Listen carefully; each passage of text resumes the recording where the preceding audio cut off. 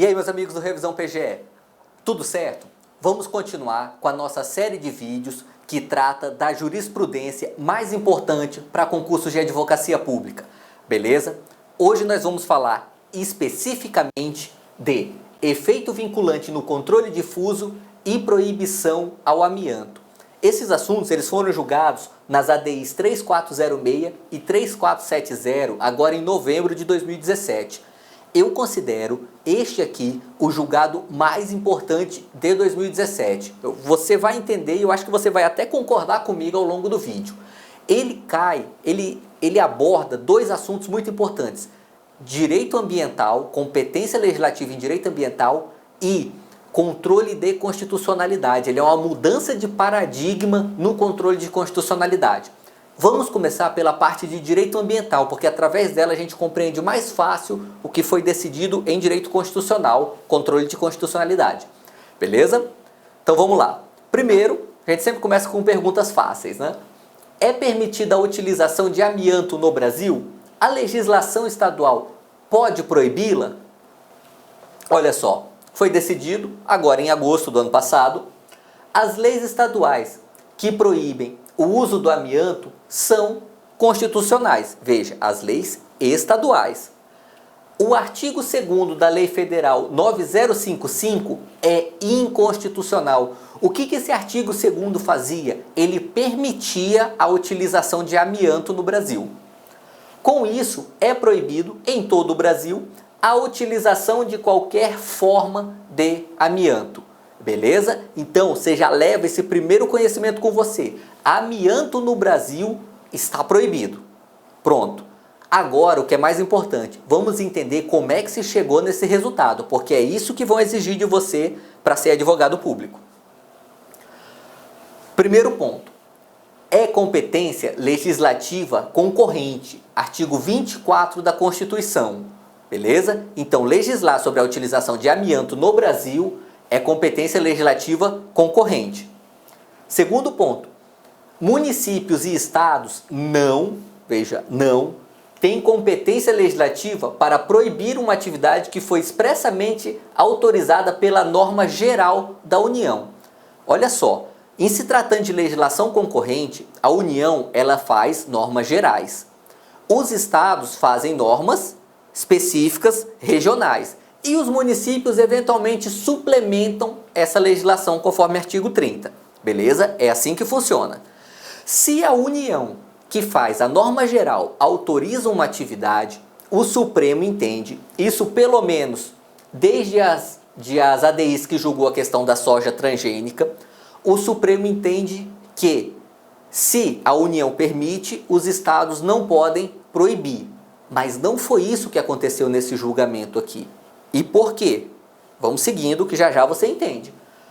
O artigo 2º da Lei Federal 9055, ele foi declarado incompatível com a Constituição. Ele foi julgado inconstitucional.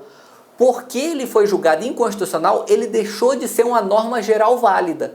Por isso que, mesmo a União, a princípio, tendo autorizado a atividade com amianto, como essa autorização foi julgada inconstitucional, então passa a ser válida a legislação estadual que faz o quê? Que proíbe a utilização do amianto. Beleza? E, portanto, a legislação que proíbe o amianto é constitucional. Vamos seguindo, ainda no mesmo julgado.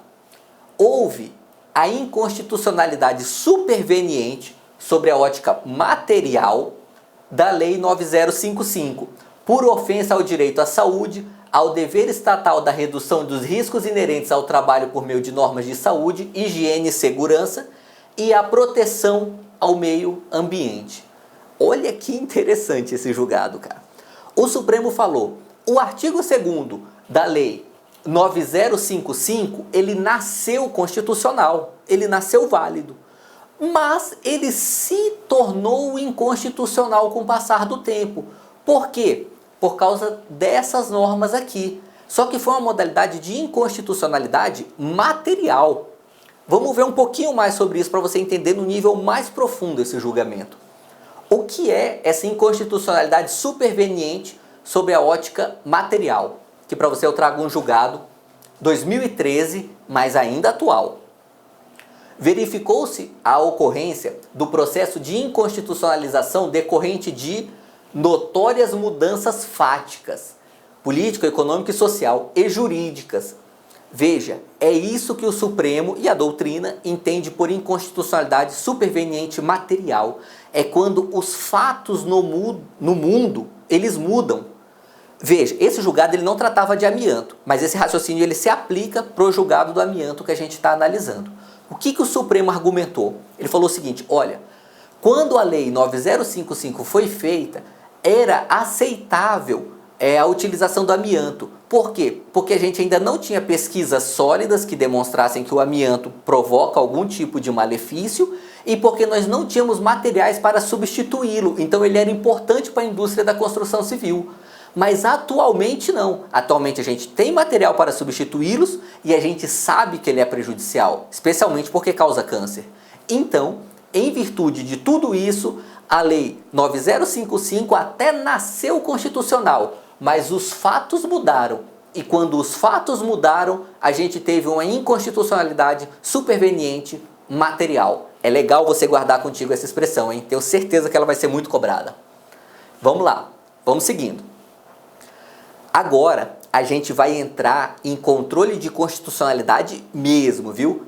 Tudo isso que a gente viu até agora é direito constitucional / ambiental. O que a gente vai ver agora é direito constitucional puro, tá? E essa é uma mudança de paradigma significativo que a gente vai analisar a partir de agora. Preste bastante atenção. Quais são os efeitos da declaração de inconstitucionalidade? Beleza? No Brasil, a gente adotou a teoria norte-americana, que é a teoria da nulidade. Ou seja, quando se declara uma norma inconstitucional, a gente declarou que aquela norma é nula. Ela é nula desde quando? Ela é nula desde sempre. Ela já nasceu inconstitucional. A princípio, essa é a teoria que a gente adota. Por isso que a gente fala que no controle de constitucionalidade concentrado, o efeito é ex tunc. Por quê? Porque ele retroage. E ele retroage por quê? Porque aquela norma constitucional nunca deveria ter existido, ela já nasceu inconstitucional. O que o Supremo ou qualquer órgão do Judiciário faz é simplesmente declarar a inconstitucionalidade, não é constituir a inconstitucionalidade. A ideia de que a declaração de inconstitucionalidade, na verdade, revoga a norma, essa é a ideia de Kelsen. Ela, a princípio, não é adotada no Brasil. No Brasil, a gente adota a teoria norte-americana. Fala, a norma inconstitucional é nula porque ela é inconstitucional desde o seu nascimento e o que o judiciário faz é só declarar essa inconstitucionalidade. Beleza? Por isso que o efeito é ex tunc. E se a gente está falando de controle concentrado, o efeito é erga omnes, ou seja, ele se aplica a todos, não só às partes no processo. E o efeito é vinculante. Por quê? Porque ele obriga toda a máquina pública, todo o poder público a seguir o julgado do Supremo. Só existem dois órgãos que não são obrigados a seguir o julgado do Supremo.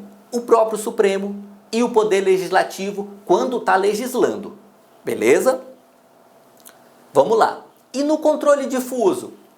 O efeito é ex tunc, também, teoria da nulidade, igualzinho.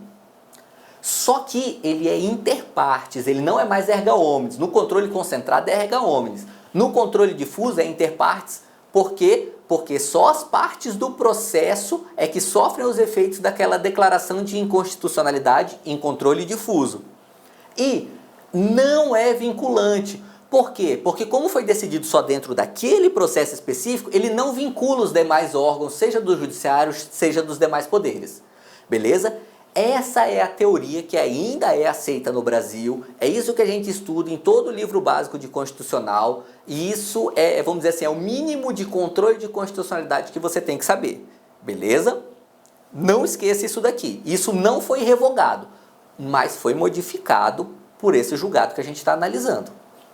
Olha só, o artigo 102, parágrafo 2º, é quem dá o fundamento constitucional para tudo isso que a gente está falando. Ele vai dizer que as decisões definitivas de mérito proferidas pelo STF nas ações diretas de inconstitucionalidade e nas ações declaratórias de constitucionalidade produzirão eficácia contra todos, é o efeito erga omnes, e efeito vinculante. Beleza? Olha só o que eu sublinhei para você. Ações diretas de inconstitucionalidade nas ADIs e nas ADCs, ou seja, é controle concentrado. Controle concentrado tem eficácia erga omnes e efeito vinculante. Controle difuso, a princípio, não. Mas e se a gente quiser dar efeito vinculante para o controle difuso? Tem como? Tem, a Constituição previu. A Constituição trouxe no artigo 52, inciso 10, uma competência do Senado Federal. Veja, a competência do Senado. Fazer o quê? Suspender a execução, no todo ou em parte, de lei declarada inconstitucional por decisão definitiva do Supremo. Olha só, esse inciso 10, ele só se aplica para controle difuso. O controle concentrado, a norma, quando ela é declarada inconstitucional pelo Supremo, aquela eficácia é imediata. Ela já está retirada do ordenamento, já tem efeito vinculante sobre todos. No controle difuso, não tem esse efeito vinculante. Então, se queremos dar efeito vinculante para uma norma através de controle difuso, o Senado é quem é o órgão competente para fazer isso, por competência do artigo 2º, inciso 10 da Constituição. Beleza? Estamos ok até aqui, né?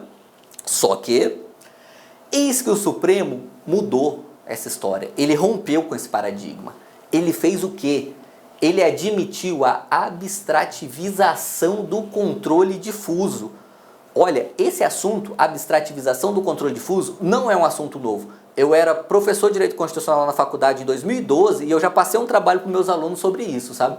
Então, não é um assunto exatamente novo, mas ele não era admitido pelo Supremo, como passou a ser admitido a partir de agora.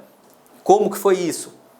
Olha o julgado aqui pra gente, de 29 de novembro de 2017. O STF passou a acolher a teoria da abstrativização do controle difuso. Assim, se o plenário do STF decidir a constitucionalidade ou inconstitucionalidade de uma lei ou ato normativo, ainda que em controle difuso, essa decisão terá os mesmos efeitos do controle concentrado, ou seja, eficácia erga omnes e vinculante. Olha só, o Supremo rompeu com aquela tabelinha que eu coloquei lá atrás, em que falava que o controle difuso ele tinha eficácia inter partes e efeito não vinculante. O Supremo passou a entender que tem sim eficácia erga omnes e vinculante no controle difuso. Para entender isso, o que ele raciocinou? Aqui, ó, segunda parte do julgado. Ele falou que houve mutação constitucional do artigo 52, inciso 10, que a gente acabou de ver a redação. A nova interpretação deve ser a seguinte: quando o STF declara uma lei inconstitucional, mesmo que em sede de controle difuso, a decisão já tem efeito vinculante erga omnes. E o STF apenas comunica ao Senado com o objetivo de que a referida Casa Legislativa dê publicidade daquilo que foi decidido. Veja, o Gilmar Mendes ele defende essa tese há muitos anos, é ele que encampa essa teoria no Supremo, é muito combatido na doutrina, porque a doutrina fala, ó, isso não é mutação constitucional não, isso é falar o que você quiser da Constituição, porque o artigo 52, inciso 10, não fala que compete ao Senado só receber a comunicação, não, fala que é uma competência do Senado suspender essa execução da lei declarada inconstitucional. O Supremo, capitaneado aqui pelo Gilmar Mendes, ele avocou para si essa competência, alegando uma mutação constitucional. Beleza? Vai fazer prova de concurso? É isso que vale, cara. Se você for escrever tese de mestrado e doutorado, aí não, aí você senta o pau nessa teoria, aí você faz o que você quiser. Agora, para concurso, é muito importante você saber o que o Supremo decidiu. E o Supremo decidiu que artigo 52, inciso 10, sofreu mutação constitucional e, por isso, agora, no controle difuso, o próprio Supremo dá efeito vinculante, eficácia erga omnes e efeito vinculante para os seus julgados. Beleza, galera? É isso aí, esse julgado é importantíssimo, você tem que conhecer. Qualquer dúvida pode deixar nos comentários aqui e vamos juntos!